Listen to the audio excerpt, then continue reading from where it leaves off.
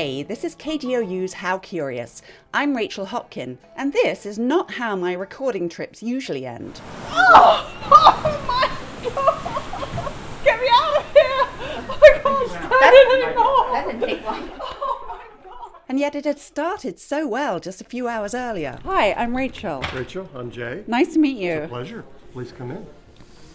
I just arrived at Oklahoma City's Museum of Osteology. It's the world's largest such institution that's solely dedicated to revealing and exploring the form and function of the skeletal system. Now, I promise to come back to what got me so head up later, and also want to reassure you that mine was not at all the typical experience of the museum's visitors. But what I wanted to find out first was who would come up with the idea of creating a museum of bones. Jay Villamaret is who. I'm the owner and president of Skulls Unlimited and the Museum of Osteology. I found my first skull in the woods when at the age of 7. My brother and I stumbled across a blanket that was rolled up. We unrolled the blanket to find what we as little boys thought might be a human body. My father came along and assured us that it wasn't a human, but he saw my interest and encouraged me to collect the bones, bring it home, and together we found out that it was a domestic dog. From there, a few years later, I found a cat skull, and the differences but yet the similarities intrigued me enough that I wanted to become a lifelong collector of skulls. Which is exactly what happened. Those two origin story skulls are now on display in the museum, so we went to see them. That's the cat on the right and the dog on the left. And you can kind of see why I was curious. Crazy differences. There really were. Just take the eyes, for example. The cat skull has huge forward-facing bone orbits around the sockets, whilst the dogs seem much more to the side of the head. By the way, you can see a photo of these two skulls, plus many others, on our website. Search for KGOU and How Curious. In any case, the young Jay was hooked.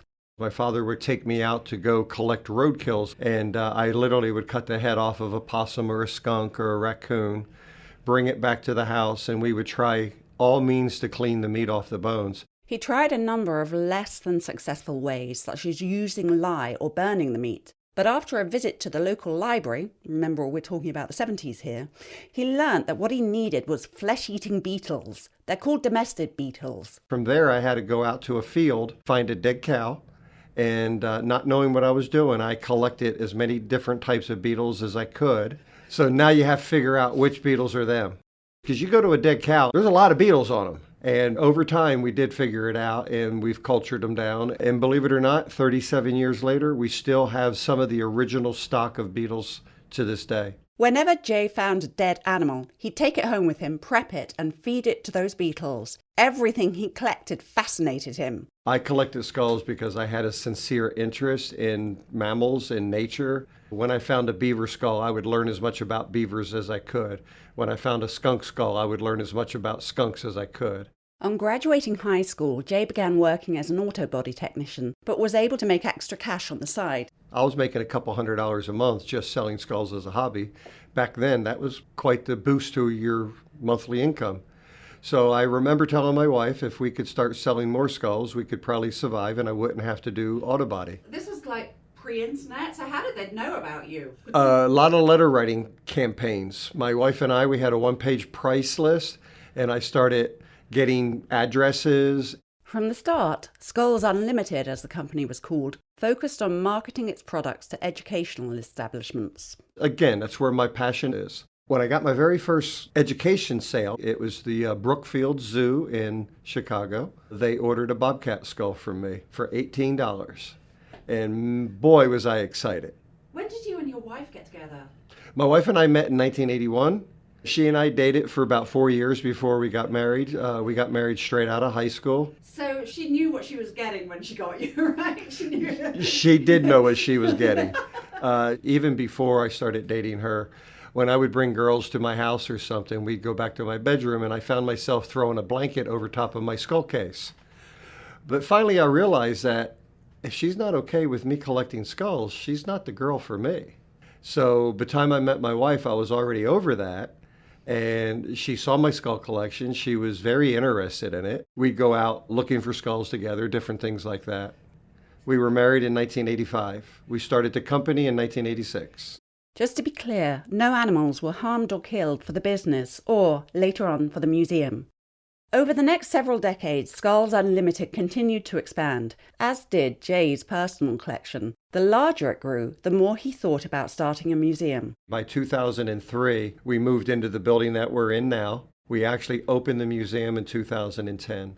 So it took us about 7 years to get enough specimens together. In our very first full year, we had nearly 65,000 visitors. Are there any particular ones that you think are real crowd drawers? By far, in my opinion, our whale that hangs in the middle of the room, our 40-foot humpback whale, is what we call the showstopper. But we have skeletons as small as hummingbirds, everything in between. We have elephant, giraffe, hippo, rhinos, anything you can imagine. Do you make all your staff sign some kind of thing like, when I die, you can have my bones?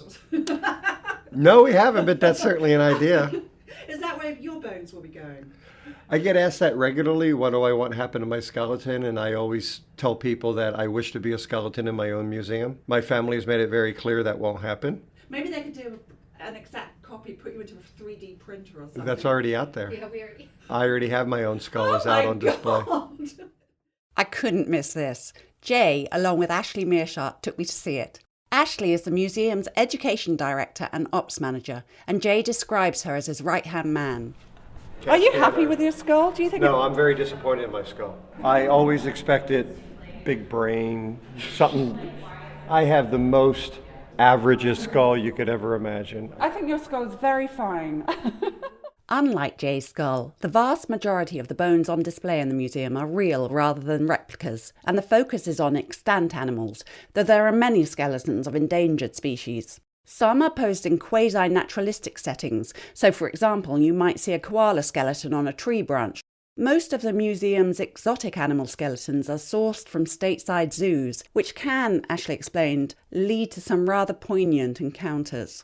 We actually do get zoologists come visit our museum and who say that was my animal. I cared for them. They'll be in tears telling us about this animal that they've taken care of for their career. They know them by name. They know their favorite food. Like they knew their favorite toys to play with. And it's like, yeah, it's so emotional. But they all have their unique stories. And I always think about that when I'm walking through the museum. It's like, they lived a whole life before they came to us. Ahead of time, I'd been a bit worried that I might find the museum's contents macabre, but I didn't at all, though I did find some of them disturbing, including one which is labelled as the six-pack turtle. That's one that's very impactful for our guests to come and see the effects of plastics and the effects that humans have had on animals. The shell of the turtle, instead of being the usual ovoid shape, is more like an hourglass, and it's displayed with a plastic ring from a six-pack around its middle. So this animal would have gotten the ring caught around it when it was young, and then its body grew because it was still living, but you can see how it was not able to change the shape of the plastic. I mean, it looked like it lived like... He lived like that. He lived a full life. That was found on the bank of a pond. After spending a good long while looking around the museum, I asked if I could see how the bones were prepared before they got here. So Jay and Ashley took me over to the adjacent processing building, which led, in pretty short order, to this. Oh, get me out of here! To be honest, that's not a bad day at all. That's a can't very even good believe day. That really is like what it smells like without any smell. So a not very impressive performance on my part. In my defence, I would say that I have what I describe as Princess and the Pea syndrome, i.e. a very low tolerance for any kind of sensory discomfort, loud noises, harsh temperatures, and, to me in this case, the excruciating stench of death and putrefaction.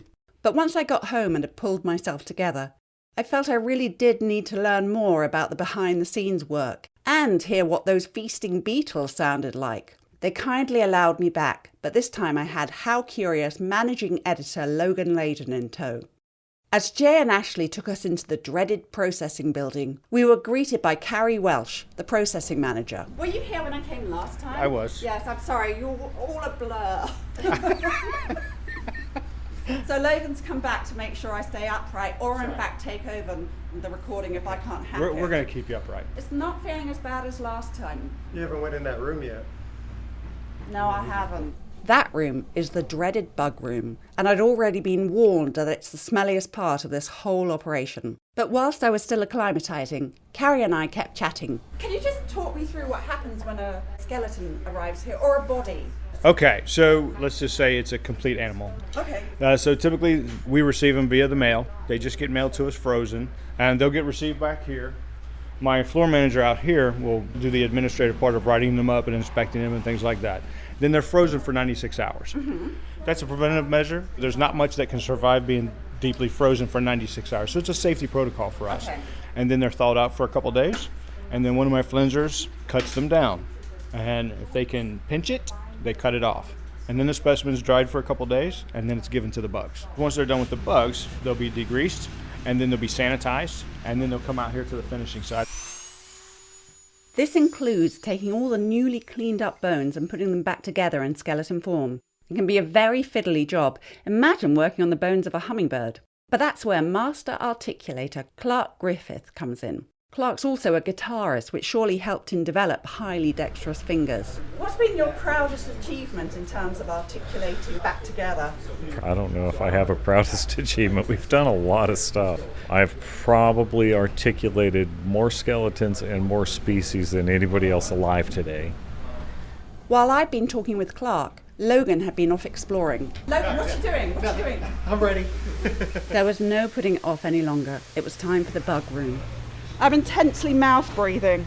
I made it as far as the doorway and remained there quivering as Logan bravely went inside. She made it a lot further than she did last time. Yeah?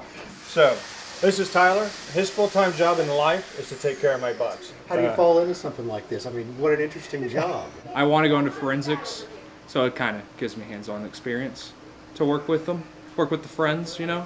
What am I looking at here? They're flesh-eating beetles, domestic beetles. They eat and drink at the same time. You spray the flesh with water and they collect the moisture and kind of break away the tissue, and it kind of adds to their little colonies in here.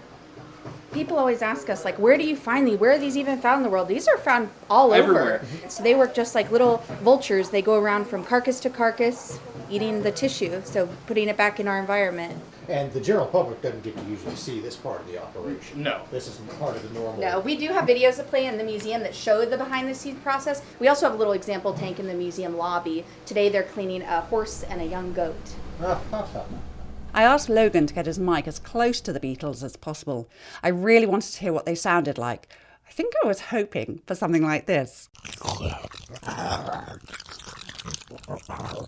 But what he got was this.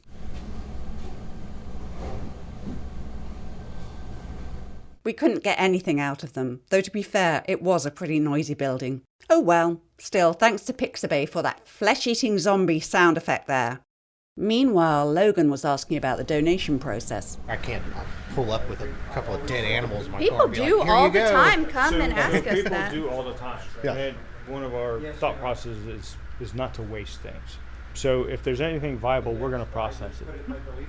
Can you donate yourself to the museum? That's there's probably only one person left on Earth that can donate himself to the museum, and that's Jay. He's told me that his family won't let him. Probably won't Well- allow that. No. If he had his way, he'd be on display. That is what he'd say, yeah. Yep. It was time to be winding down. Thank you so much. Thank you so much. Good to meet you. If you have any more questions, holler at us. Very good. It is interesting how quickly it does become tolerable. Yeah. Yeah. See, down here, Yeah. You don't think anything else. Yeah, now, you're right, I don't really notice it. Even so, on arriving home, I stuffed all of my clothes into the hottest wash possible and had a very long and highly scented bubble bath. I also noticed that for days afterwards, I couldn't look at my two cats without imagining the skulls beneath their beautiful furry faces. Thanks to all of the contributors to this episode, plus all of the other staff at the Museum of Osteology, whose voices didn't appear here. How Curious is a KGOU public radio production. As you heard earlier, the managing editor is Logan Layden. David Gray composed our theme music, and I'm Rachel Hopkin. And if you have an Oklahoma-related question or idea for a future episode, please let us know via curious@kgou.org.